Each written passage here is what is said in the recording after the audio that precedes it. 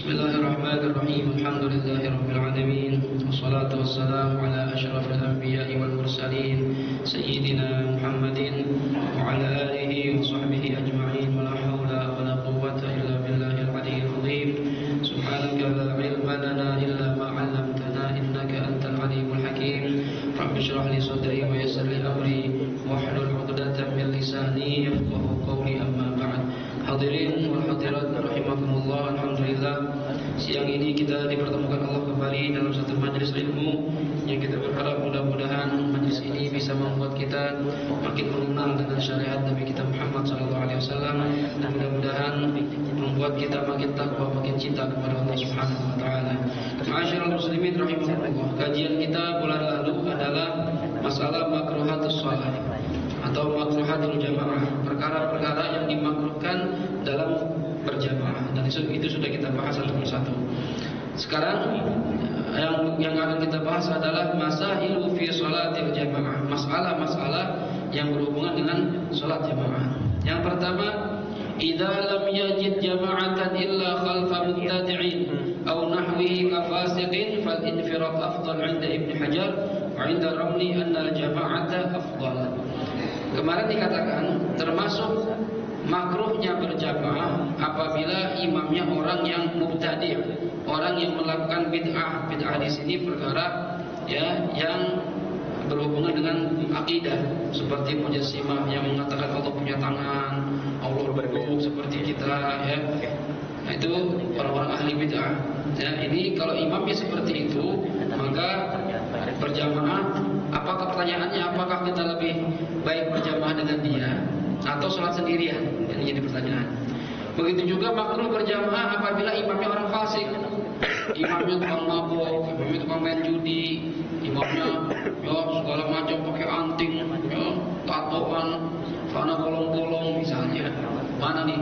Ya, imam kita seperti ini, apakah kita lebih afdal sholat sendirian atau berjamaah sama dia?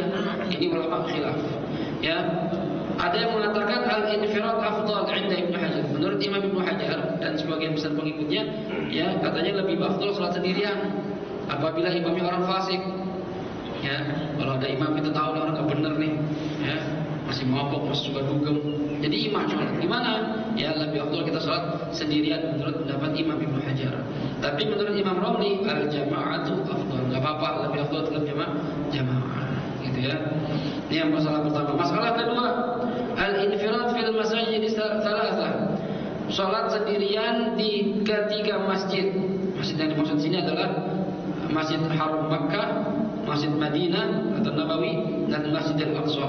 Ya.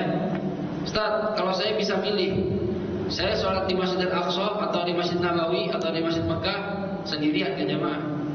Ya, tapi kalau saya keluar ada masjid lain selain tiga masjid ini, saya bisa jamaah. Mana yang lebih afdal? Apakah saya jamaah di masjid lain atau salat sendirian di masjid ini tiga? Karena keistimewaan beda-beda. Ya, kata Rasulullah, orang yang salat di Masjidil Haram, ya, di Mekah maksudnya, satu rakaat itu berbanding 100.000 rakaat tempat lain. Masyaallah. Saya pengen itu kan. Ya, begitupun Nabawi, begitupun Masjidil Aqsa memiliki keistimewaan berbeda-beda. Nah, kalau saya sholat di situ jamaah sudah selesai, Ustaz, di tiga masjid ini. Cuma di masjid lain ada jamaah, mana yang lebih afdal? Dikatakan di sini al-infirad fil masajid tsalatsah, melakukan sholat sendirian di ketiga masjid, yaitu Masjidil Haram, Masjid Nabawi, wa Masjidil Aqsa, afdal minas shalah jama'atan fi ghairihima, yaitu lebih afdal dibandingkan sholat berjamaah di masjid lain selain tiga masjid ini. Nah, karena bandingan pahala beda. Walaupun sendirian beratus, 100.000 kali lipat, yang satu 1.000 kali lipat, ya, insyaallah. Jadi walaupun di Masjidil Haram sholatnya sendirian, ada di masjid lain sholatnya berjamaah lebih afdal di Masjidil Haram, Haram Makkah, Haram Madinah, dan juga Masjidil Aqsa di Palestina. Baik. Kemudian yang ketiga, jama'atul masjid, ya. Berjamaah di masjid lirrajul, bagi laki-laki, fi shalatil maktubah, pada salat fardu yang 5 waktu, ya, fil masjid, dalam masjid, afdal minal bait, itu lebih utama dibandingkan di rumah. Ya, Ustaz, saya di masjid jamaah, di rumah jamaah sama istri saya, mana lebih afdal? Lebih afdal di mana? Lebih afdal di masjid. Ya. Kenapa demikian? Lianna maslahat talabiha fil masjid tazidu ala maslahati wujudiha fil bait. Karena maslahatnya laki-laki sholat jamaah di masjid itu lebih besar dibandingkan ente jamaah di rumah bersama keluarga. Ya. Wa in kanat tafutu ala ahli, walaupun istrinya enggak jamaah di rumah gara-gara ente ke masjid, lebih afdal kita di masjid. Ya. Wa in qama asy-syi'ar bi ghairihi, walaupun ustaz kan yang lain banyak ustaz. Syiar udah kelihatan, walaupun saya nggak hadir, tetap ente lebih afdal di masjid. Ya, jadi tetap laki-laki itu tidak ada alasan lebih afdal sholatnya di masjid, apalagi rumahnya yang bertetangga dengan masjid, dengan musola. Siapa yang bertetangga dengan masjid? Kata Rasulullah, ya, la sholat li jaril masjid illa fil masjid. Tidak sempurna sholatnya seseorang yang rumahnya bertetangga dengan masjid kecuali di masjid. Inilah sholatnya. Ada yang penafsiran yang paling kuat adalah tidak sempurna. Pahalanya nggak sempurna. Ada yang bahkan menafsirkan tidak sah. Dasar repot ini. Ya, rumah kita dekat masjid, sholat di rumah nggak sah. Menurut sebagai ulama. Cuma kata kita enggak, tidak sempurna. Pahalanya tidak besar. Oleh karena itu usahakan kita selalu sholat di masjid. Ustaz, istri saya pengen jamaah Ustaz. Kalau saya di masjid dia jamaah sama siapa? Ya udah. Kalau seandainya terjadi seperti itu, maka Anda silahkan ke masjid dulu. Nanti setelah sholat di masjid pulang berjamaah lagi sama istri, boleh nggak? Boleh, nggak masalah. Ya, namanya mengulangi sholat untuk membantu orang berjamaah bahkan pahalanya besar. Ya, jadi nggak masalah. Jadi bisa, jangan jadi alasan gara-gara istri kita nggak ke masjid, gitu ya. Lebih afdal laki-laki sholat di masjid. Baik, kemudian masalah berikutnya, tabayyunu halati imami. Apabila setelah sholat terbukti kondisi imamnya bermasalah. Seperti apa? Idza tabayyana anna imamahu, jikalau menjadi jelas sesungguhnya imamnya kafir, orang kafir. Habis sholat ternyata kita tahu itu orang yang jadi imam itu pura-pura Islam doang. Ah, yang benar ya, kemarin di gereja jadi pendeta dia. Jadi nyamar-nyamar doang. Nah, gimana ini? Ya, dari kata teman saya ini pernah kejadian di Aceh nih. Seorang misionaris bertahun-tahun itu nggak ada yang tahu. Hah? Saya begitu tuh. Ya. Jadi imam lagi, ya bacaannya bagus segala macam. Ternyata orang kafir, gimana ini hukumnya? Au majnunin, atau ternyata dia orang gila. Ada orang sholat di masjid, kita ikut aja. Kita nggak tahu dia gila apa enggak sholat. Benar sholatnya. Begitu salam, kita salam juga. Kita aja salaman, tawa-tawa. Pak, nah orang apa tawa-tawa nih? Ya, tahu-tahu gila nih orang. Kata orang, Pak, apa ini sama dia? Itu sholat, itu orang gila Pak. Sebulan di masjid bunuh dia. Aduh kacau nih. Gimana nih? Ya ternyata dia orang gila, ya. Awim roatin, atau ternyata dia perempuan. Misalnya. Bisa nggak? Misalnya jadi misalnya dia pakai apa tuh jaketnya yang ada di tutup itu. Kupluk. Ya kupluknya tuh, jaket ada kupluknya itu kan. Kayak anak muda gitu yang panjang gitu. Bercelana panjang, kaos kaki, sholat. Kalau kita pikir cowok, kita ngikut aja. Ya, Assalamualaikum. Ya cewek, ini bagaimana sholat kita ini? Terbukti bahwasan imamnya tidak sesuai dengan aturan. Au makmuman, atau ternyata imam kita ini makmum orang lain. Ada orang sholat jajaran berdua nih, ya. Terus kurang mundur lagi, hampir sejajar gitu. Kita pikir dia sholat masing-masing, kita ngikut aja sama yang sebelah kanan, jamaah samping dia. Ya, ini orang diam aja lagi. Ya nggak mundur, kalau mundur kan bisa ketahuan, oh dia jamaah makmum nih gitu misalnya. Ya, begitu salam, dia bilang Pak, mau ngikutin saya? Emang apa? Saya ini makmumnya dia. Lah, gimana ini? Ya, saya jadikan ente makmum, sedangkan imam nanti jadi makmum orang lain. Ini hukumnya bagaimana? Au fi thawbihi najasatun zahirah, atau di bajunya ataupun di badannya terdapat najis yang kelihatan. Ya. Selesai sholat, kita nggak sadar, ya. Tahu-tahu habis sholat, kita lihat di kakinya misalnya ada tai kotok, tahu tai kotok, tai ayam, ya, atau tai cicak.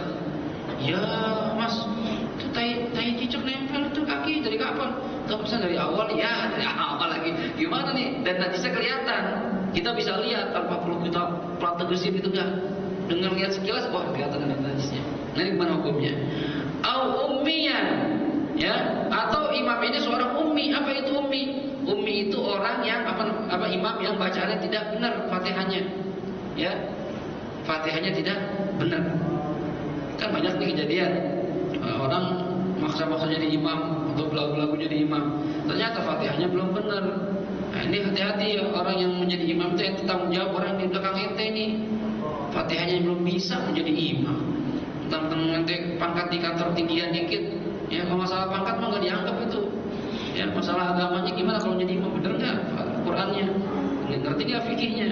Ya, nah ini semua masalah ini apabila imamnya ternyata orang kafir, atau orang gila, atau ternyata perempuan, atau ternyata makmum orang lain, atau ternyata terbukti di badannya atau di bajunya ada najis yang kelihatan, atau dia seorang ummi, gimana hukumnya? Fatajibu alaihil i'adah, maka wajib bagi makmum tadi mengulangi sholatnya. Ya, terbukti kafir lagi, terbukti cewek imamnya lagi, terbukti ummi, ya ummi di imam lagi. Jelas nih? Ya, baik. Bi khilafi ma, berbeda masalahnya idza tabayyana, jikalau terbukti anna imamahu, sesungguhnya imamnya dia muhditsun hadatsan asghar atau akbar. Ternyata setelah sholat terbukti bahwasanya imamnya tadi hadas. Misalnya habis sholat, ya, udah salam segala macam, imamnya ingat, ya Allah tadi saya kentut belum wudu lagi, misalnya. Dibilang, mas jamaah makmum, maaf ya, saya lupa tadi saya kentut belum wudu. Alah, lupa gimana bang? Ente jadi imam bagaimana sih kalau tanggung jawab? Hati-hati. Gimana hukumnya ini? Ya, nah masalah hadas ini kan kita nggak tahu. Ya, masalah hadas kita nggak tahu. Ya, karena hadas ini kan sesuatu yang amrun i'tibari, ya, amrun ta'abbudi, perkara yang memang kita ikutin saja perintah Allah. Artinya gini, nggak masuk akal kalau dari segi logika. Misalnya Anda kentut, kita kencing, kentut dan kencing, itu kan apa? Atau kentut dan kencing, kita kentut nih, itu hadas nggak? Hadas kan? Ya. Nah, hadas kecil ini cara menghilangkannya dengan cara wudu. Ada orang nanya, Ustaz, saya nggak mantap sama syariat Nabi Muhammad. Kenapa? Masa orang kentut harusnya kan ceboknya di pantat. Ngapa cuci muka, cuci tangan, kepala, kaki, gitu kan? Kata ustadznya, udah, nggak jawab pertanyaan ente, enak tanya dulu sama ente sekarang. Ya, ente kalau kentut, ya, yang malu pantat atau muka? Kata gini, ya malu bang, muka saya ustadz, tahu saya malu saya kentut. Nah, berarti basuh mukanya, ya. Nah, itu jawaban seperti jawaban candaan saja. Artinya perkara seperti ini amrun ta'abbudi, perkara yang tidak bisa dipahami maknanya. Ya, kok kentutnya di pantat tapi wudunya di muka sama tangan? Ini perkara yang harus kita ikuti saja. Nah, ini kan nggak kelihatan apa ada dia kentut. Ya, kalau kedengaran mungkin kita bisa dengar, atau kentutnya pelan kita nggak dengar. Ya, ini bagaimana hukumnya? Kalau imamnya seperti ini, ya, ataupun aubihi najasatun khafiyah, atau ada najis yang tidak terlihat, najis yang samar. Ya, misalnya najis di mana? Najis di sempaknya dia. Ya, dia habis kencing misalnya, ternyata netes sedikit, kita nggak tahu. Makanya kencing itu kan sunnahnya istibroh setelah kencing. Dihabisin benar-benar, diurut kemaluan kita sambil daham-daham, gitu. Jadi keluar semuanya garisnya. Begitu setelah cebok, ya pakai celana dalam, ciprat sedikit airnya jadi guyur, ciprat sedikit biar kita nggak ragu, gitu ya. Kalau ada basah-basah, jadi nggak bikin was-was, gitu ya. Nah, tapi ternyata dia ngaku imamnya, oh maaf tadi saya lagi ini apa namanya anyang-anyangan atau anyang-anyangan. Bahasa orang Betawi itu kencing nggak tuntas gitu, ya. Bahasa Betawi anyang-anyangan, keluar lagi dikit, maaf ya saya nggak tahu. Nah, kita udah selesai sholat dia baru ngomong begitu. Gimana kalau masalah seperti ini? Karena hadis itu kita nggak tahu, nggak kelihatan, najis pun nggak kelihatan, beda sama kelihatan tadi cicak tadi. Ini gimana hukumnya? Fala tajibu alaihi i'adah, nggak wajib ngulangi. Beda masalahnya kalau masalah tadi itu kelihatan semua, orang kafir, orang gila, orang perempuan, orang nggak baca Fatihah, apalagi sholatnya yang jahriyah, maghrib, isya, subuh. Nah, ini gimana? Kan dengar Fatihahnya. Makanya kalau kita ingin berjamaah di masjid atau dengan siapapun dan sholatnya jahriyah, khususnya saya pribadi membiasakan saya dengerin Fatihahnya dulu. Ya Fatihahnya nggak benar, udah mendingan saya sholat sendirian aja. Mana nggak sah? Syarat sahnya jamaah, seorang imam tidak boleh seorang ummi. Apa itu ummi? Orang yang salah dalam membaca satu huruf saja dari Fatihah itu ummi. Apalagi banyak yang salahnya. Satu huruf saja nggak bisa mengucapkan dengan benar, berarti dia ummi. Ummi itu nggak berhak jadi imam, kecuali makmumnya sama ummi juga dan huruf yang nggak bisa juga sama. Itu boleh. Satu kampung nggak bisa ngomong ain, semua nggak bisa. Semua malamin, semua sekampung. Masa nggak ada yang bisa ngomong ain gitu? Nggak bisa, sudah belajar bertahun-tahun. Nah itu boleh jamaah semua malamin. Ya, silakan itu. Cuma kalau beda-beda, imamnya nggak bisa ngomong ain, ya, makmumnya nggak bisa ngomong kha, yang satu nggak bisa ngomong ro, ini nggak bisa jamaah. Harus ada imam yang fasih bacaannya. Makanya kita juga tahu diri, harus bisa mengukur diri kita. Kalau kita sholat jamaah disuruh jadi imam, apalagi sholat maghrib isya subuh, nanti jangan main maju-maju aja. Kalau bacaan kita belum benar, jangan nanti tanggung jawab dosanya makmum ente di belakang itu. Ya, ngaji dulu yang benar. Ngaji itu kan ya capek. Fatihah bisa sebulan 2 bulan dari Fatihah doang. Tapi kalau udah benar, lisan kita sudah terbiasa. Gitu, ini ngaji nggak pernah. Ya, cuma model ikro doang, ikro gak lulus lagi jadi imam. Kan repot ini, jangan ya, tanggung jawab kali ini. Baik, ini masalah berjamaah. Kemudian masalah berjamaah juga intizarul imam lidakhil, menunggunya seorang imam terhadap orang yang masuk masjid. Artinya gini, kita lagi jamaah, ya kita jadi imam misalnya, udah berjamaah nih, nanti kita dari samping kelihatan ada orang masuk nih, mau jamaah juga. Sunnah gak kita nungguin? Apa kita udah mau saya ruku aja deh? Kita paham maksud tadi? Ya. Apakah imam sunnah menunggu orang yang baru masuk supaya ikut jamaah? Ya, yustahabu disunnahkan. Ya, fir ruku menunggu dalam ruku. Sunnah nunggu lagi ruku. Kenapa? Karena kalau kita nunggu sambil ruku, dia ikut ruku dapat 1 rakaat. Itu tujuannya. Ya, kalau kita sudah bangun dari ruku, ya dia nggak dapat 1 rakaat. Nah, kita sunnahnya nunggu. Ternyata sunnah nunggu itu disunnahkan. Kapan sunnahnya? Fir ruku, kalau lagi ruku. Artinya kalau lagi tidak lagi sujud itu nggak usah nunggu, percuma nggak dapat 1 rakaat. Wat tasyahudil akhir, dan juga sunnah menunggu di tasyahud akhir. Tasyahud akhir tuh kan bentar lagi salam nih, ada orang masuk, tungguin ya Ustaz. Sunnah nungguin supaya dia ikut jamaah, minimal dapat pahala jamaah walaupun cuma sedikit. Tetap dapat fadilah jamaah. Ya, kalau kita salam dia udah gak bisa jamaah lagi. Gitu ya. Sunnah nunggu di dalam kondisi ruku ataupun tasyahud akhir bi syuruti sab'ah, dengan 7 syarat. Nah, kapan kita sunnah nunggu? Dengan 7 syarat. Syarat pertama, an ya'taqida, ya. An ya'taqida dakhil idrak ar-rak'ah bil ruku', ya. Hendaknya orang yang masuk ini dia tahu bahwasannya untuk mendapatkan 1 rakaat itu didapatkan dalam apabila ruku bersama imam. Dia punya pengetahuan, punya keyakinan. Karena kan ada orang yang nggak ngerti, ya. Tapi ini masalahnya pada orang yang masuk.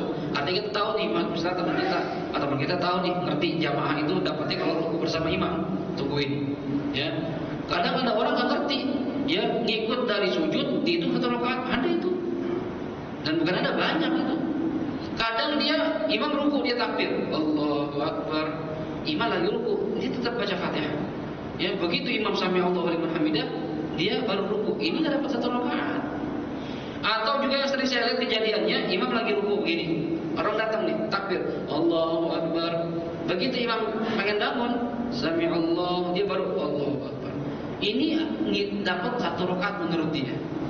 Dan terkadang orang di sebelah saya nih, kan saya tahu sholatnya bareng-bareng gitu kan, sebelah saya datang bareng, saya ikut ruku, dia ikut ruku, salamnya bareng. Nah, kan berarti banyak orang awam nggak ngerti masalah seperti ini. Kalau kita menunggu dan kita tahu dia ini paham mengenai mendapatkan 1 rakaat ruku bersama imam, sunnah menunggu. Bareng-bareng tadi Ustaz kali. Kenapa? Iya, dianggapnya bareng. Kenapa? Karena takbirnya bareng. Cuma bedanya apa? Saya ikut ruku sama imam, ya, ikut sempat tumakninah, dia enggak. Imam bangun dia baru turun. Dianggapnya bareng nih.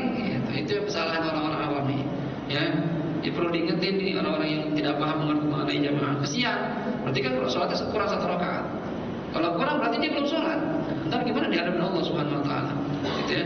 Makanya ibadah itu semua perlu butuh ilmu. Wa kullu man bi ghairi ilmin ya'malu a'maluhu mardudatun la tuqbalu. Setiap orang beramal ibadah tidak punya ilmu, tidak berdasari ilmu, maka amalan ditolak dan diterima oleh Allah Subhanahu Wa Taala. Nah, ini perlu kita ngaji. Syarat pertama itu, yang masuk ini tahu yang dan yakin dia akan mendapatkan 1 rakaat apabila ruku bersama imam.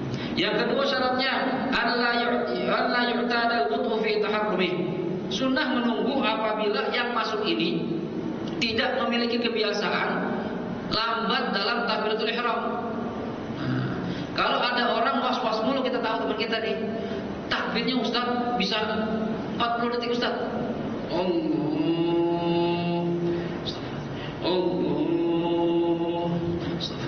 Ada orang gitu was-was. Kalau kita nungguin dia kelamaan, kesian jamaah yang lainnya. Ya, kata Imam Malik, nah imam kok nggak bangun-bangun nih. Ternyata nungguin itu nggak takbir, nggak rapi-rapi. Kalau orang yang model begini takbirnya, nggak usah tungguin, tinggal aja udah. Kenapa? Gara-gara nunggu dia, nyusahin yang lainnya. Nah, ini nggak boleh. Ya, cuma kalau dia orang yang nggak ada was-wasnya, Akbar, langsung ruku, tungguin. Paham kira-kira? Syarat kedua? Ya, yang kedua. Yang ketiga, syaratnya kapan disunahkan nunggu? An yadhunna ityanahu bi taharruf 'ala al-wajhi syar'i. Imam punya sangkaan bahwasannya makmum yang takbir ini yang kita tungguin, ya, dia akan melakukan takbiratul ihram sesuai dengan perintah syariat, dengan benar maksudnya. Karena ada orang begini, ya, ini saya prakteknya misalnya gini. Ada orang takbir, ya, datang jauh-jauh datang, buru-buru masuk sholat, ya, imam lagi rukuk, dia langsung buru-buru begini, Allahu Akbar. Nah, ini masalah ini. Ente Allahu Akbar, ini takbir apa? Kalau dikatakan, Ustaz, saya tanya maksudnya takbiratul ihram. Takbiratul ihram itu harus berdiri tegak. Nggak boleh ente takbir langsung. Ya, ini nggak boleh. Ya, kalau ente bilang Ustaz, ya udah kalau gitu saya takbir ruku. Nah, takbiratul ihram mana? Berarti ente belum mulai sholat. Kalau ente ingin mendapatkan ruku bersama imam, takbir dulu yang benar. Allahu Akbar. Baru takbir lagi. Allahu Akbar. Kalau seandainya takbir cuma sekali Ustaz, gimana? Kalau cuma sekali, maka dan takbirnya benar, Allahu Akbar, langsung ruku nggak takbir lagi, sah karena takbir untuk ruku hukumnya sunnah. Yang wajib itu takbiratul ihramnya. Dan ini banyak orang suka salah, saking buru-burunya pengen dapat satu rakaat, akhirnya begitu takbirnya.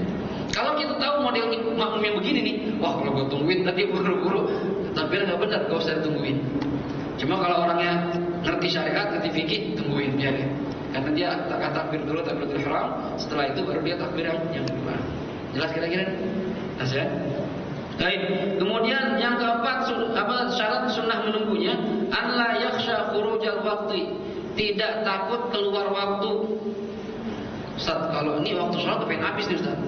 Kalau saya nungguin dia, ya, nungguin dia masuk supaya wah keburu adzan asar loh, zuhur udah di ujung saya nih sholatnya. Kalau nungguin dia Ustaz, habis nih waktu saya keluar waktu nih. Gimana? Gak usah tungguin. Karena kalau ente nungguin berarti ente akan menyebabkan sebagian waktu sholat kita di luar waktu ini dosa. Jelas ini? Ya. Baik. Kemudian yang kelima, alla yatulal intizar. Nunggunya jangan terlalu lama. Ya. Nunggu orang masih wudu kita tungguin. Kita udah ruku nih. Gak rapi-rapi, baru nyampe dinyisir dulu. Ya, taruh handphone. Kelamaan. Kalau kelamaan itu gak sunnah nunggu. Biarin aja, ya. Tapi ntar dia nggak dapat satu rakaat, biarin. Emang dia telat, ya. Kan nanti nggak cuma makmum, nggak cuma dia doang, banyak makmum yang lain ini.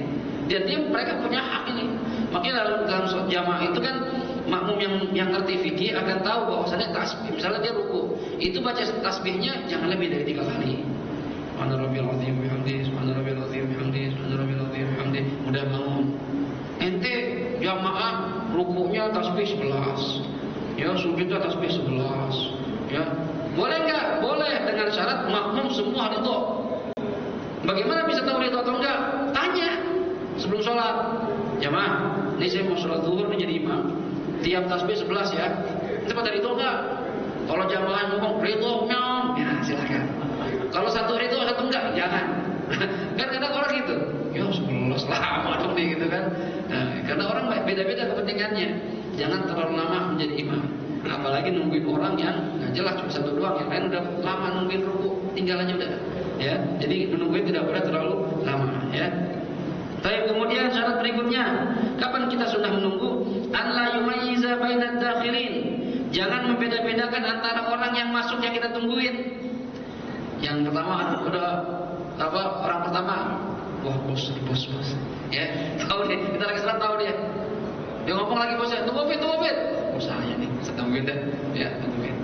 Pas yang kedua, OB. Tunggu fit. OB doang, bangun aja sampai Allah boleh benar. Itu kan beda-bedain. Jangan berbeda-bedakan orang yang kita tunggu. Kalau ditunggu tunggu semua. Ya, kalau nggak tunggu semua. Kalau ente berbeda-bedakan, ente nggak adil jadi imam.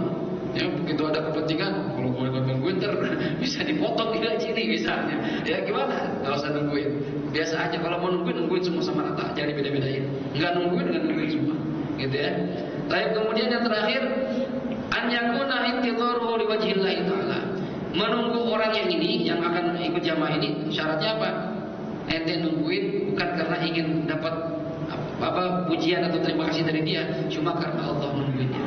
Saya kesian Ustaz biar dapat jamaah, saya kesian biar dapat satu rakaat, kan? Nungguin karena Allah namanya. Cuma kalau nungguin, ente ngapain nungguin? Karena setiap dia telat ente tungguin. Iya, anaknya cakep, siapa tahu ntar jadi mantu saya nih. Ente ada niat lain nih. Ya, gak bener niat ini. Masa gara-gara itu ente nungguin? Ya, nah ini setuju syarat ini. Syarat sunnahnya kita menunggu makmum yang masuk ingin berjamaah. Sunnahnya kapan? Kalau kita sedang ruku atau di tasyahud. Selain itu nggak sunnah, gitu ya. Baik. Kemudian masalah terakhir, masalah yang berhubungan dengan jamaah, i'adatus shalah, mengulang sholat. Nah, tadi yang saya bahas tadi. Kalau misalnya ada seorang suami sholat di masjid, istrinya pengen jamaah, ya. Sedangkan kata Rasulullah, perempuan lebih afdal jamaah di sholatnya di mana? Di rumah, ya. Bang, saya mau ke masjid, bang. Boleh nggak seorang perempuan ke masjid? Boleh. Tidak dilarang oleh syariat, tapi ya dianjurkan ya yang ke masjid ini yang boleh ke masjid pertama wanita yang sudah tua, ya perempuan yang sudah tua. Kemudian sudah tua ada syarat lagi, tidak cantik. Nah, syarat kedua. Yang ketiga syarat yang harus dipenuhi, pakai pakaian biasa, bukan pakai pakaian yang kayak kondangan gitu, pakai pakaian biasa. Kemudian kalau dia punya suami syaratnya harus ada izin suami. Ini syaratnya mau ke masjid. Kalau tidak memenuhi syarat, hukumnya makruh. Atau kalau tidak ada izin suami, hukumnya haram. Misalnya, istri kita mau ke masjid, boleh nggak? Boleh. Cuma kita pikir-pikir, istri saya masih muda nih, ya, cakep. Wah, kalau ke masjid kacau nih. Kenapa? Dilihatin orang-orang. Ini saya cakep, kan saya ngeliatin orang. Ya, ini gimana? Di rumah aja. Gitu, ya. Jadi kalau punya istri cakep, ya masih muda, mendingan sholat di rumah. Kalau seandainya Ustaz, dia tua tapi masih cakep, kan ada orang tua masih cakep, ya umur 50, 55 masih cakep gitu kan. Waktu di WhatsApp itu ada foto ibu sama anak, cakep ibunya. Tulisannya gini, pilih mau jadi suami apa mantu gitu. Cakepan ibunya dia. Ini gimana kalau gini, tua tapi cakep, makruh ke masjid. Bukan haram, makruh ke masjid. Walaupun suami ngizinin, makruh ke masjid karena masih cakep. Atau kebalikan Ustaz, muda tapi jelek. Nah, gimana Ustaz? Apa? Itu juga makruh ke masjid kan masih muda. Ya. Jadi kalau bisa kita punya istri sebaiknya sholatnya di rumah saja. Walaupun pengen sholat Id, walaupun. Kan karena kita udah terbiasa nih, tarawih di masjid, ya kan? Idul Fitri itu di masjid. Ya, boleh saja. Cuma kita perlu ingatin istri kita, jangan ke masjid menampilkan keindahan, kecantikan, berdandan, pakai minyak wangi, ya, bajunya yang paling cakep, yang cakep-cakepan. Kalau perempuan sudah ikut ke masjid seperti ini, yakin laki-laki nggak bakal khusyuk sholatnya. Dari mulai nyampe ke masjid, mata udah main.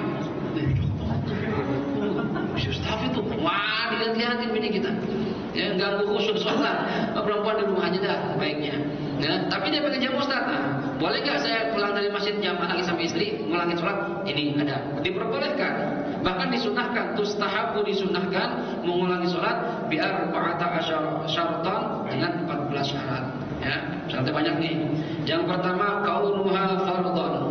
Sholat yang boleh diulang ini harus sholat fardu. Au naflan tushra'u fihi al-jamaah, atau sholat sunnah yang disyariatkan dikerjakan secara berjamaah. Artinya kayak sholat zuhur, asar, maghrib, isya, subuh, kita udah sholat di masjid nih, pulang ke rumah istri belum sholat, bang, mau jamaah bang, temenin jamaah lagi. Dan kita jadi imam, kan kita laki-laki, gitu ya. Ini sunnah nemenin dia sholat. Atau sholat sunnah yang jenisnya sunnah berjamaah, misalnya kayak sholat Id, kan sunnah jamaah. Sholat tarawih, sunnah jamaah. Istri kita bilang di rumah aja, di rumah. Ya, tapi saya mau jamaah bang, nggak sama abang. Tunggu bang pulang. Ya, pulang dari tarawih, masuk ke rumah, dek, tarawih lagi sama abang. Cuma istri kita malas gitu ya. Juga nih, 23, melangin lagi gempor. Kalau kita ya, 23 aja kita kadang masih duduk-duduk dulu nungguin pakai rokok baru bertakbir. Ada orang begitu tuh. Ya, imam berdiri, Allahu Akbar itu begitu. Ya, tak ada Bismillahirrahmanirrahim, qul huwallahu ahad. Allahu Akbar. Baca takbir cepat-cepat. Ya, itu pada sholat setahun sekali. Kita nggak manfaatin. Ya. Ada juga yang 11, silahkan yang mau 11, yang 23 boleh-boleh aja. Nggak usah saling, ini bentar lagi Ramadan nih. Jangan saling nyerang. Ente bid'ah 23, ente itu bid'ah tuh 11. Ya. Yang mana yang bid'ah Ustaz? Dua-duanya bid'ah. Ya. Kenapa Rasulullah nggak pernah sholat sebulan full? Itu sebulan full. Kalau itu mau kayak Rasulullah 3 hari aja udah, 3 malam habis itu libur. Enak nih, cocok nih. Cocok. Itu malas namanya itu. Nabi itu nggak jamaah, khawatir umatnya menganggap itu wajib. Makanya Nabi tinggalin, nggak keluar dari kamarnya. Ya kan rumahnya bersebelahan sama masjid. Nah kita gimana Ustaz? Gak apa-apa jamaah terus sampai akhir, lebih afdol. Karena biasanya kalau sendirian di rumah, coba dah. Paling sehari 2 hari, berikutnya malas sendirian. Cuma kalau rame-rame semangat. Ya, lagi di masjid-masjid yang orang-orang Betawi kan ada ininya tuh ya, ada jedanya. Fadlan minallahi ta'ala wa ni'mah, ya maghfiratan wa rahmah, rapi semangat, iri lagi gitu ya. Nah ini perkara-perkara seperti ini, apalagi sholat tarawih setahun sekali, jangan sampai kita tinggal. Istri kita mau jamaah, boleh nggak ke masjid? Nah, boleh. Kalau kita ini boleh-boleh saja. Cuma kalau kita lebih memilih dia di rumah, maka boleh nggak kita ulangin sholat tarawih berjamaah di rumah? Boleh. Isya'nya ulangin, ya, tarawihnya ulangin, witirnya ulangin, karena semua sunnah berjamaah. Cuma kalau ba'diyah isya'nya jangan jamaah. Misalnya ente Fatisha nih di masjid jamaah, setelah itu kan ba'diyah. Bis ba'diyah tarawih, bis tarawih witir.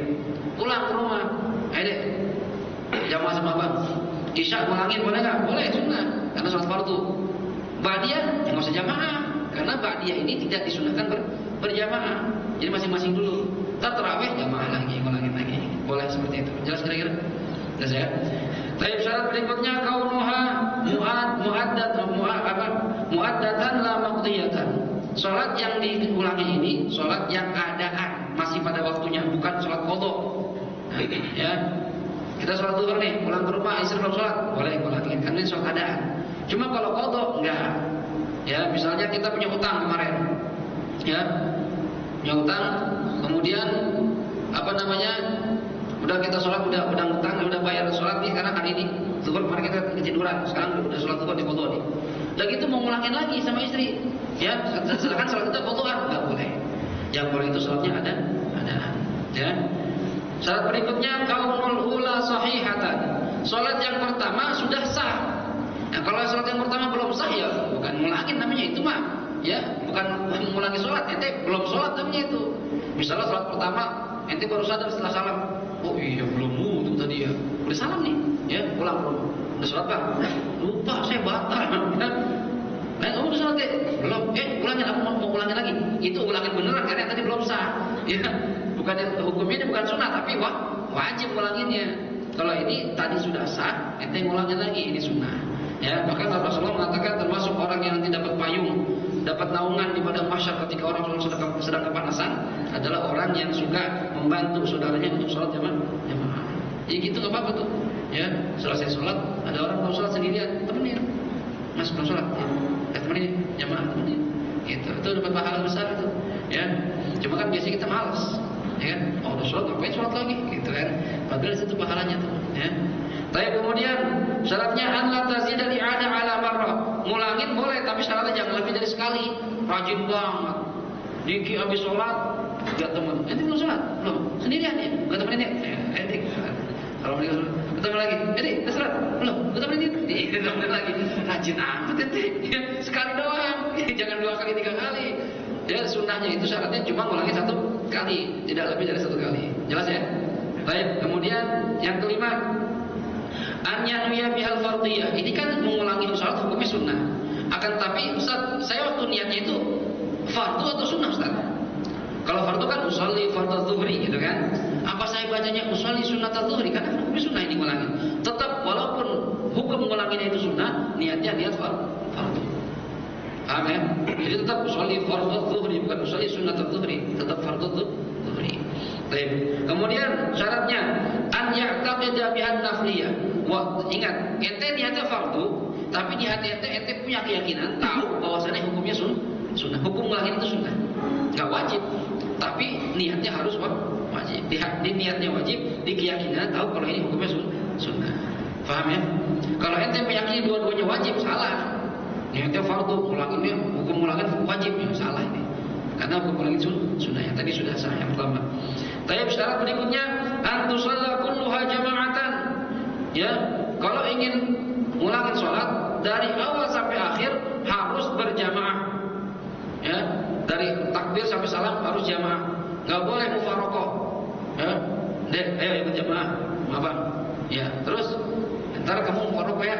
Gitu. Abang mau cepet-cepetan aja nih. Kamu kan enggak senang cepet-cepet. Kamu tadi udah capek. Kalau lama-lama misalnya.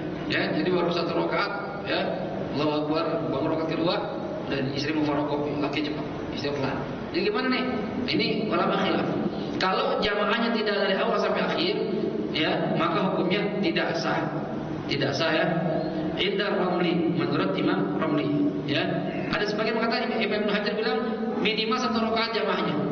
Kalau sudah 1 rakaat terus mufaraqah sah tetap. Ya, cuma lebih afdal ya dari awal sampai akhir, gitu ya. Karena untuk menjaga sah salatnya menurut semua ulama, gitu ya. Baik, kemudian syarat berikutnya antamu'a fil waqti minha rak'atun fa aktsar.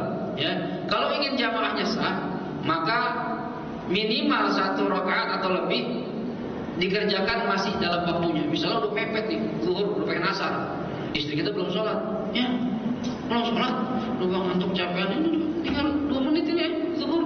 Aduh, saya mau jamaah bang, gimana bang? Boleh nggak? Boleh. Tapi minimal 1 rakaat masuk dalam waktu. Kalau belum 1 rakaat udah adzan asar, malah nggak sunnah itu. Ya, nggak dapat. Berarti semuanya qadha semuanya, kan tadi syarat nggak boleh kalau satu qadha. Kalau sudah masuk waktu asar berarti itu punya qadha. Sedangkan nggak boleh mengerjakan i'adah sholat kalau sholatnya qadha. Jelas sampai sini? Minimal 1 rakaat. Baik, kemudian an yanwil imam al-imamah. Kalau ingin mengulangi sholat, imam harus niat menjadi imam. Ingat, niat imamah ini nggak wajib. Kayak tadi sholat zuhur nih, seandainya imamnya Diki sholat tapi nggak ada imamah, sah nggak? Sah. Sholli fardhu dhuhri 4 raka'atin mustaqbilan berarti ada lillahi ta'ala, nggak pakai imamah, sah nggak? Sah. Tapi bedanya apa? Kalau Diki tadi jadi imam nggak niat imamah, dia nggak dapat pahala jamaah. Tapi jamaah dapat pahala berjamaah semuanya. Ya, nah ini. Tapi kalau nggak disyaratkan nih kalau sholat biasa, cuma kalau sholat ada disyaratkan imamnya niat imamah. Faham? Karena tujuan dari mengulangi sholat adalah untuk berjamaah. Nah kalau ente mengulangi sholat ente niat imamah, ya tidak jamaah dong namanya. Ente sholat sendirian, makanya nggak memenuhi syarat. Syaratnya harus terpenuhi, yaitu harus niat imaman supaya memang sholat ini benar-benar berjamaah. Jelas kira-kira? Ya, baik. Kemudian syarat berikutnya antu'ada ma'aman yara jawazan i'adah. Ente boleh ngulangin sholat apabila imamnya ini berpendapat juga sah untuk ngulangi sholat. Karena ada pendapat mazhab lain mengatakan nggak boleh ngulangin. Seperti mazhab Imam Abu Hanifah mengatakan nggak boleh ada sholat. Mazhab kita beda. Imam Syafi'i bilang sunnah bahkan dengan syarat-syarat. Tapi mazhab Imam Abu Hanifah nggak boleh ngulangin sholat, nggak sah. Nah, kalau ente mau ngulangin sholat sama orang yang menurut dia nggak sah ngulangin, ya kan percuma. Ya, apa ente jamaah sama orang nggak sah kok. Nah, ini nggak memenuhi syarat. Syaratnya itu imamnya, ya, atau imam kedua-duanya ini harus memiliki keyakinan bahwasannya mengulangi sholat hukumnya boleh, gitu ya. Tapi kemudian an yakuna fiha thawabul jamaah ala ihram biha, ya. Ketika takbiratul ihram, ya, makmum bisa mendapat pahala jamaah, artinya tidak melakukan perkara yang bisa menghilangkan pahala jamaah. Contoh gimana? Misalnya ngulangin sholat sama imam yang fasik. Nah, ya tadi kan termasuk makruhnya sholat kalau imamnya orang fasik, imamnya tukang maksiat, imamnya suka mabuk, imamnya ya kerjaannya main judi, kerjaannya begitu. Kayak kita lihat zahirnya, orang kan tahu lihat zahirnya, ya. Kita tahu satu orang teman saya nggak benar, dia udah sholat, kemudian kita mau sholat sendirian, kita tawarin jadi imam. Jamaah sama saya, aduh kacau nih, ya. Padahal jamaah sama imam yang fasik ini hukumnya makruh. Kalau dapat terkena hukum makruh, maka nggak dapat pahala jamaah. Kalau ente takbiratul ihram dengan orang yang seperti ini, tetap aja tidak dapat pahala jamaah. Nah, kalau dalam kondisi seperti ini, nggak sunnah ngulangin sholat. Ya, tahu diri lah, jangan seperti itu, cari yang lain aja. Enggak sih, nggak mau gitu. Ya, bilang aja nggak mau gitu. Ya, karena tidak akan mendapatkan pahala jamaah. Syarat yang 12, alla takuna sholata syiddatul khauf. Salat yang diulangi ini bukan salat syiddatul khauf. Syiddatul khauf itu kan salat dalam kondisi yang sangat menakutkan, lagi perang, ya, lagi salat dikejar-kejar macan. Ya ini kenapa nggak diperbolehkan? Ya gimana mau jamaah? Ente imam itu lagi perang ke sono, ente ke sini. Kan lagi perang memang beradul, ya. Atau lagi mau sholat diajak jamaah ada macam. Kan kabur tuh, kabur kan nggak selalu sama, ya. Boleh nggak lagi sholat kita lari kalau dikejar macan? Boleh. Batal nggak? Nggak batal. Dengan syarat jangan teriak. Nah, kalau teriak tolak batal sholatnya. Ya, sampai sholat sampai kabur sholat boleh. Allahu Akbar. Subhanallah. Boleh. Namanya sholat syiddatul khauf. Dalam kondisi sangat ketakutan, lagi perang. Kan zaman dulu kan gitu kan, pakai pedang. Ya, boleh nggak? Boleh. Dengan syarat jangan teriak-teriak. Kalau yang perangnya, cia, ya, batal tuh. Ya, jadi zaman dulu begitu perangnya. Lagi tengah-tengah sholat, serang musuh. Ya. Lawan, jangan diam aja, dia mati. Lawan, ya. Batal nggak sholatnya? Nggak batal. Ya, tapi kalau dalam sholat model seperti ini syiddatul khauf tidak sunnah i'adatus sholat. Kenapa? Nggak jelas jamaahnya ntar. Imam di sono gimana ngulangin? Tidak kedengeran. Ya, orang bercampur baur, makanya nggak sah jamaahnya. Ya. Dua syarat terakhir, an la takuna i'adatuha lil khuruj minal khilaf. Jangan kita mengulangi sholat hanya dengan alasan keluar dari perbedaan pendapat. Artinya gini, kan ada yang mengatakan orang kalau sholat jamaah, orang kalau sholatnya tidak jamaah, ada yang berpendapat mazhab lain tidak sah. Ini keras pendapat ini, kalau salah pendapat mazhab Abu Hanifah. Ya, ente sholat sendirian nggak sah. Kalau kita enggak, kita terus sendiri boleh nggak? Boleh, cuma pahalanya beda, gitu kan? Nah, kalau ente cuma alasan kenapa ente mau ngulangi sholat? Ya kasihan Ustaz, nanti dia sholatnya nggak sah menurut pendapat mazhab lain. Nah, kalau cuma gara-gara ini nggak sunnah ngulangin.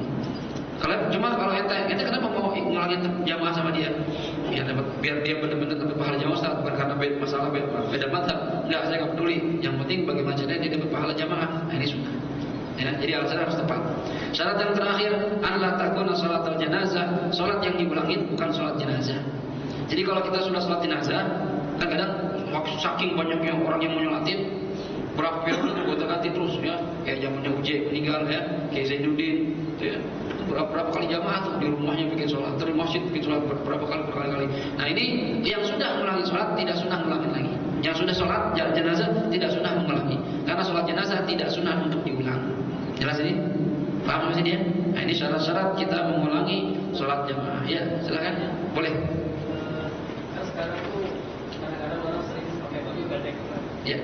Kalau kita ikut sholat jamaah, pada waktu sujud ternyata papatannya kelihatan. Ya. Nah, sekarang sering banyak begitu. Ya. Oke gini, pertanyaannya imam kita pakai baju pendek, ya, lagi diri gak kebuka auratnya, pas lagi rukuk atau sujud kelihatan lahan pantatnya, celengannya itu. Berarti kan kebuka auratnya itu bagaimana? Makanya usahakan sebelum sholat kita lihat imam kita dulu. Dari segi zahir nih kita lihat ya, pakaiannya gimana. Kalau pakaiannya modelnya kayak model gitu, nggak usah jamaah sama dia, karena dia akan batal sholatnya. Begitu kebuka aurat dan dia tidak langsung nutupin, gimana nutupinnya kan nggak bisa, ya. Maka sholatnya batal. Kalau imam batal, kamu juga batal. Nah, makanya jadi imam itu nggak sembarangan. Kalau kita ketemu imam model gitu gimana? Kita memisahkan diri aja, sholat sendirian, ya, atau cari jamaah lain, gitu ya. Jadi yang sekali lagi saya ingetin, orang yang jadi imam siapapun Anda harus tahu diri dulu, lihat pakaiannya, lihat bacaannya. Kalau memang kita sudah mumpuni silahkan. Cuma kalau belum jangan macam-macam, karena ini berhubungan dengan sah dan tidaknya orang yang di belakang ente. Kalau gara-gara ente sholatnya batal semua, ente nanggung dosanya semua. Nah, berat ini. Jadi imam bersembarangan, gitu Pak. Jadi harus diperhatiin dulu ya, bagaimana pakaiannya. Ada lagi mau nanya? Lebih? Kamu sholat berjamaah itu tadi di sini harus fasih bacaan Fatihahnya. Iya. Kalau kita ikut dengan imam yang tidak fasih, kan kita mengulang tuh. Iya. Apakah harus setiap harinya, setiap kali kita sholat jamaah yang bisa Fatihahnya disuarakan itu kita mengulang atau gimana? Setiap sholat yang kita imamnya modelnya ummi, imamnya itu ummi, nggak bisa baca Fatihah dengan benar, maka kita wajib ngulangin. Setiap waktu sholat, saya 5 kali dalam sehari semalam jamaah sama dia, ulangin semua tuh. Karena syaratnya imamah itu, seorang imam itu tidak boleh ummi. Satu huruf saja Fatihah salah, nggak benar ngucapinnya, ya, maka nggak berhak jadi imam. Gitu. Berat loh, hati-hati ya. Maaf Ustaz, Ya. seperti yang saya ingatin waktu Ustaz pernah bicara, itu kalau menjadi imam itu kan yang sudah ilmunya sudah agak tinggi atau orang yang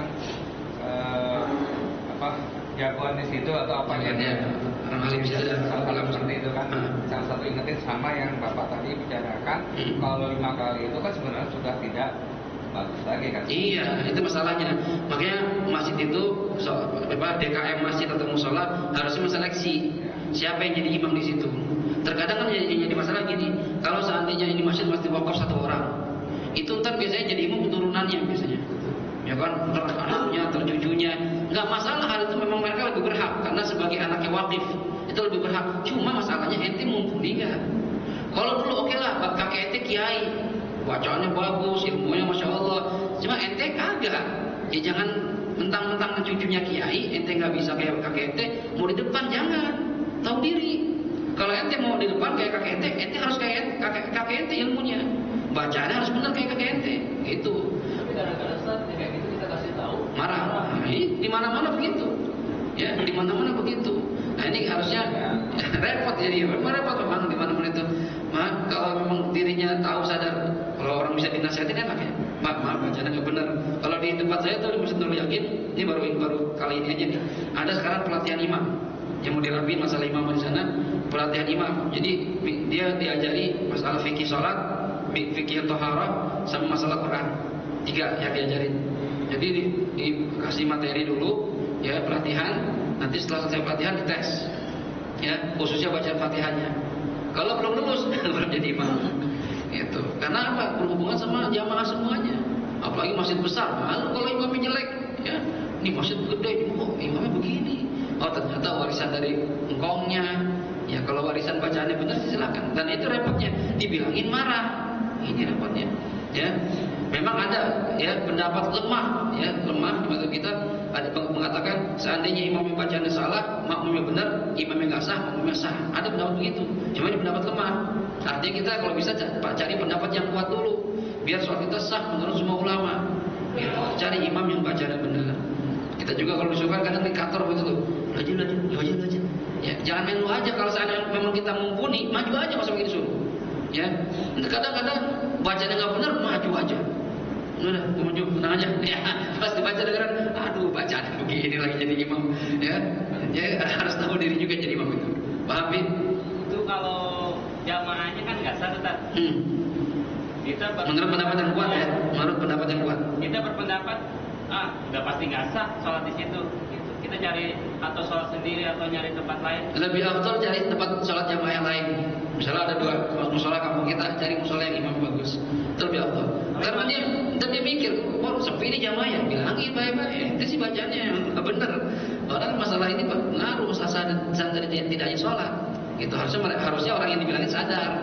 Oh iya, saya belum benar ini. Harus kan dia ngaji lagi. Berarti kajian dari Al-Qurannya dia kurang. Iya, kurang dalam.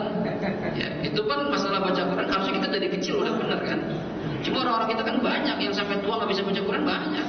Atau bacaannya nggak lancar atau nggak benar banyak, sebanyak-banyaknya itu. Sedih kadang kita dengar bacaan orang udah tua di masjid nih. Kalau bacanya pakai speaker, ya Allah begini bacaannya. Kasihan orang-orang seperti itu. Ya, lagi. Nah, kalau saat berjamaah itu kan kalau laki-laki kan biasanya kalau jamaah masuk itu Tepuk, ya. Nah kalau jamaahnya wanita itu saya pernah dengar kan dengan Tangan gitu. tangan. Nah tapi dia karena memang nggak tahu fikih atau apa, tapi melalui perantara mas ikuti atau apalah gitu. Oh, gitu. Apakah sah atau tidak? Gini, ya. Ini juga sebenarnya kesalahan umum ini, ya kesalahan umum. Orang kalau mau ikut jamaah biasanya mau ikut pok bahunya, pok, gitu kan? Nanti berjamaah nih, gitu. Apakah sunnah seperti itu? Enggak sunnah. Enggak ada di kitab fikih ngajarin itu. Saya ngaji beberapa kitab fikih enggak ada sunnah nepuk bahu imam, enggak sunnah. Kenapa? Karena menjadi untuk berjamaah itu kita seorang yang tidak syaratkan niat imamah. Enggak wajib niat imaman. Yang penting makmum niat makmuman itu. Kalau pada saat kita sendiri awalnya kita sendiri sholat sendiri untuk berjamaah itu masuk untuk bisa ikutin Nah, kalau kita sholat sendirian tiba-tiba ada orang jamaah sama kita, udah nggak usah pakai nempok, diri aja sampingnya. Allahu Akbar. Itu pun ntar orang akan sadar, oh jamaah sama saya ini. Tergantung imam nih, apakah ingin merubah niat jadi imam atau nggak merubah niat boleh. Jadi merubah niat jadi imam boleh, nggak pun nggak apa-apa karena tidak disyaratkan niat imam. Ya, bahkan kalau seandainya kita menepuk bahunya ganggu khusyuknya dia, kita jadi dosa. Orang lagi enak-enak sholat khusyuk gitu kan, kita tepuk. Gitu ya, jadi dosa kita ganggunya. Ikut aja udah. Ustaz, ntar kalau saya kenapok dia suaranya pelan Ustaz, nggak apa-apa. Ya masalah jahriyah hasilnya kan sunnah semua. Jadi kalau kita bisa pikir kan dia sadar kalau jadi imam saya ini, dia otomatis akan kalau niat imaman akan meraskan suara, itu sunnah. Ya jadi nggak sunnah kita tepuk. Perempuan pun nggak sunnah tepuk tangan. Tepuk tangan itu bagi perempuan, nampaknya begini, ya, kan begini ya, gini. Itu sunnah kapan? Kalau imam melakukan kesalahan. Ya, misalnya imam nggak tasyahud awal. Kalau kita kan laki-laki, subhanallah, gitu kan. Perempuan nggak. Gitu. Dan tidak boleh tiga gerakan berturut-turut. Mata. Kalau dua boleh. Ingetin, salah. Ya. Ustaz, gimana kalau dibalik? Yang cewek ngingetinnya subhanallah, cewek. Atau yang di belakang laki-laki, ya.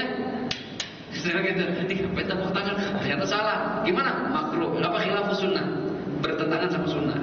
Ya, tapi nggak dosa kan? Ya cuma sunnahnya nggak begitu. Kalau si jamaah kalau bilang secara verbal gitu. Oh bilang, ya nggak apa-apa juga. Cuma khawatir mengganggu khusyuknya nggak? Takutnya begitu. Ya sebenarnya ngikut aja, nggak usah bilang-bilang nggak apa-apa. Nggak usah bilang-bilang nggak apa-apa, nggak disyaratkan dia harus tahu, nggak harus. Kalau pada saat jadi imam, terus imam udah masuk ke surah Al-Fatihah itu, dan ada jamaah ikut berjamaah, apakah mengulang Al-Fatihahnya atau lanjut? Siapa yang ulang? Kita, imamnya. Kalau kita sudah baca Fatihah, misalnya kita sendirian, terus kita baca surah, ada orang ikut jamaah sama kita, apakah kita ngulangin Fatihahnya lagi atau enggak? Enggak harus ngulangin lagi. Lanjutin aja baca surahnya. Dia akan ikutin kita. Dia tinggal baca Fatihah, begitu selesai kita rukuk dia ikut. Jadi nggak harus ngulangin baca Fatihah. Paham? Ada lagi? Cukup ya? Tapi kalau cukup, kita tutup kajian kita pembahasan masalah jamaah. Insya Allah pembahasan berikutnya masalah sholatul musafir. Bahas yang bab yang membahas tentang sholat musafir kalau dalam perjalanan. Ya, kita baca sholatul Fatihah, mudah-mudahan apa yang kita niatkan dalam kajian kita ini menjadikan diijabah oleh Allah Subhanahu wa taala, dan mudah-mudahan menjadi ilmu yang bermanfaat, ilmu yang membuat ibadah kita benar dan diterima oleh Allah Subhanahu wa taala. Dan kita berharap mudah-mudahan mendekati Ramadan Allah beri kita taufik hidayah, panjang umur, sehat ketemu Ramadan. Dalam Ramadan Allah kasih kita kekuatan untuk ibadah pada Allah Subhanahu wa taala, dan mudah-mudahan semua dosa-dosa kita diampuni oleh Allah Subhanahu wa taala. Ala hadhihi niyyah wa likulli niyatin salihah wa ila hadratin Nabi Muhammad sallallahu alaihi wa alihi wasallam. Al-Fatihah. A'udzu billahi minasyaitonir rajim. Bismillahirrahmanirrahim. Alhamdulillahi rabbil alamin. Arrahmanir rahim. Maliki yaumiddin. Iyyaka na'budu wa iyyaka nasta'in. Ihdinas siratal mustaqim. Siratal ladzina an'amta 'alaihim ghairil maghdubi 'alaihim waladdallin. Amin. Hadirin, sebelum doa saya minta maaf ya, karena pengen Ramadan mungkin ada salah-salah kata atau baca bercandaan saya yang merasa tersinggung atau ada tinggal lagu yang kurang tepat. Saya mohon dengan sangat dibukakan pintu maaf yang seluas-luasnya sehingga kita masuk Ramadan bersih, gak punya kesalahan antara kita bersama manusia ya. Astaghfirullahaladzim, astaghfirullahaladzim, astaghfirullahaladzim. Bismillahirrahmanirrahim. Alhamdulillahirabbil alamin. Allahumma shalli ala sayyidina Muhammad wa ala ali sayyidina Muhammad. Allahumma ij'al jam'ana hadza jam'an marhuma wa tafarruqana min ba'dihi tafarruqan ma'suma wa la taj'al fina wa la ma'ana shaqiyyan wa la mahruma. Allahumma ij'alna minal ladzina yastami'una al-qawla wa yattabi'una ahsana. Allahumma ahsin 'aqibatana fil umuri kulliha wa ajirna min khizyid dunya wa 'adzabil akhirah. Rabbana atina fid dunya hasanah wa fil akhirati hasanah wa qina 'adzaban nar. Wa sallallahu ala sayyidina Muhammadin wa ala alihi wa sahbihi wasallam. Walhamdulillahi rabbil alamin. Sallallahu